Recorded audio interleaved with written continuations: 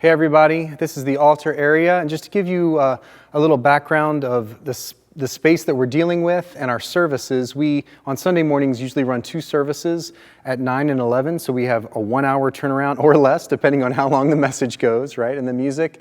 So that's just really important to kind of keep in context. That's why we do what we do. We have a short turnaround window, and we're going from traditional service with organ and choir and handbells and choirs, things like that, to contemporary with the worship team.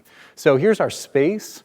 I think Ken's going to pan out so you can see our worship sanctuary here is rated for about 1,200 people, but honestly, counting the balcony, if you had 1,000 people in here, that would be very, very full. So as you see right now, we have things roped off for our services because we're alternating rows just to be safe for COVID. And I know Ken will run through everything that we're doing as far as streaming each service. But just so you get an idea of what we see, we're really trying not to have any stands for our worship leaders in front. Everything's wireless that we'll talk about. And we use Propresenter. It's Propresenter 7 right now. So we have 2 monitors that mirror the main feeds. And then we also have a monitor in the center that is our stage display. And the way that we have it configured is we have the current slide, then we have a next slide preview, and on the top we have a chord bar that corresponds with the lyrics. Now, this is the way that we do it. This means that we have to memorize the timing for all of those who are playing in the front of the chords and how they match up with the music, but so far that's been realistic, and we've been doing this for at least 4 or 5 years to have this kind of a setup, so we're happy with that. So let's walk through some of the gear that we use. We have wireless mics, as I said. They're Sennheisers. We just got these. They're the Generation 4, and they work really well for us. They're clean.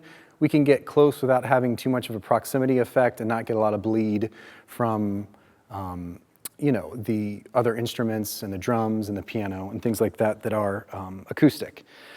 So everything is direct in. We don't have any live sound up here if possible. So everything is in-ear monitors and direct inputs for all of the instruments. So we'll walk through exactly what I use if you'd like in another video for the electric guitar setup, but it's very simple, ease of use. Guitars, if they're not direct in through a DI box, then we'll have some wireless systems, which I'll show to you as well.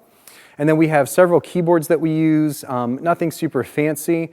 We use internal sounds for the most part. We don't use main stage or anything like that. We do use click. We do use tracks for most songs, not everything, but usually we have everything set up in Pro Tools, which again, we'll show you in another video. So you can see how we set all that up. But this is our configuration as you're looking at the altar. We have a second level here where we right now keep the altar and all of our paraments and all of that. And this gives us lots of space for the worship team. And as I said, these aren't hooked up right now, but they just use direct inputs into one of our stage boxes, which I'll show you.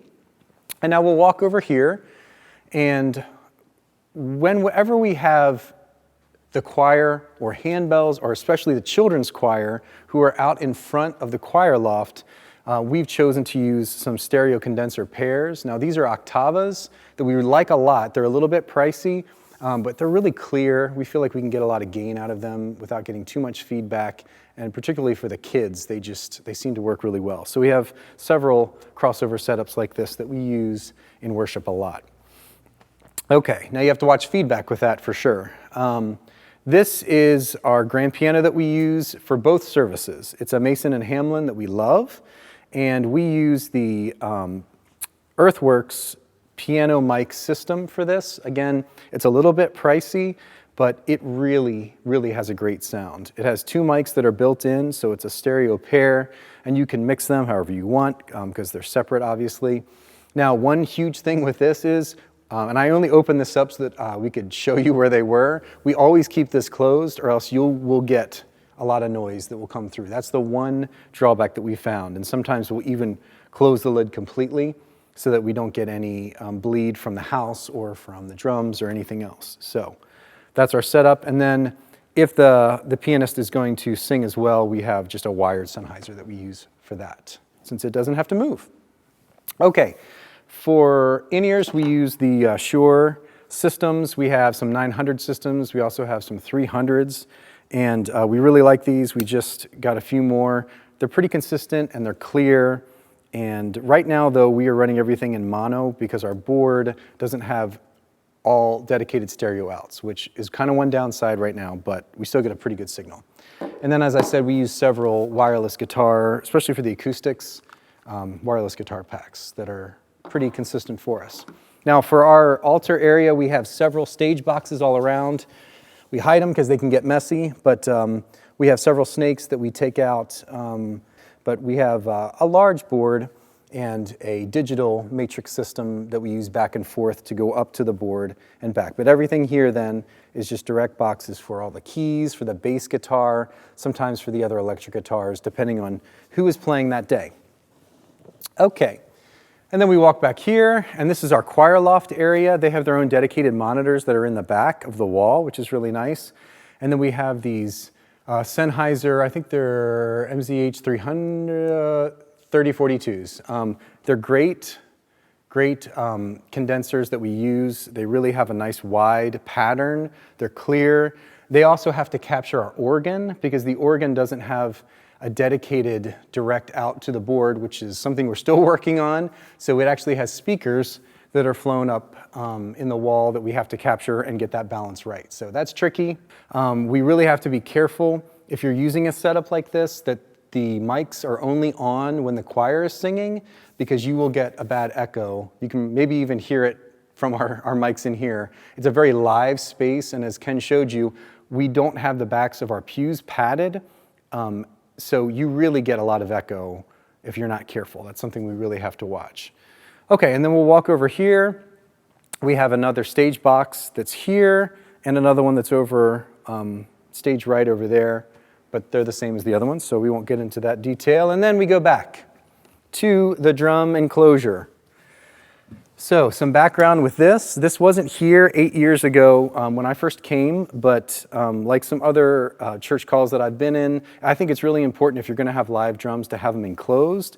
Part of that for us too is we can't take them up and down in between services, so having something that's stationary is really important to us. So we built this enclosure, and it's worked really well for us. It's really taken down the volume and has also made things a lot clearer. So we'll just walk you through briefly what we have.